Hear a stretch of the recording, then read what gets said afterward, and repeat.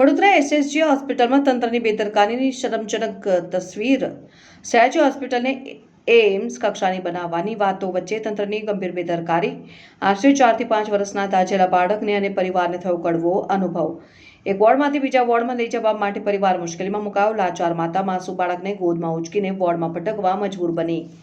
બાળકને ચડતી બોટલ પણ પરિવારજન હાથમાં પકડીને લઈ જતા જોવા મળ્યા. ઘટનાનો વિડીયો સામે આવતા સયાજી હોસ્પિટલની વ્યવસ્થા સામે ગંભીર સવાલો ઉઠ્યા. સમગ્ર મામલે સયાજી હોસ્પિટલના આરએમઓ ડોક્ટર હિતેન્દ્ર ચૌહાણે ખુલાસો કરતા જણાવ્યું હતું કે આ બાબત ખૂબ ગંભીર છે, ત્યારે જવાબદાર સામે કડકમાં કડક કાર્યવાહી કરવામાં આવશે. આ પ્રકારનો વિડીયો વાયરલ થયો છે એ ખરેખર ગંભીર ઘટના હશે એવું માનવું છે મારે.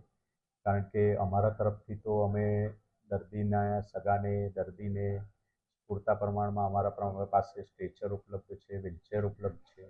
અંદર ટ્રાન્સફર માટે અમારે ત્યાં ઈવી વાહન પણ ઉપલબ્ધ છે. તેમ છતાં પણ આવી ઘટના બને તો ખરેખર અમને દુઃખ થાય છે. આ ઘટનાની અમે ચોક્કસ તપાસ કરીશું અને જે બી એના જવાબદાર હશે એની સામે અમે યોગ્ય પગલાં લઈશું.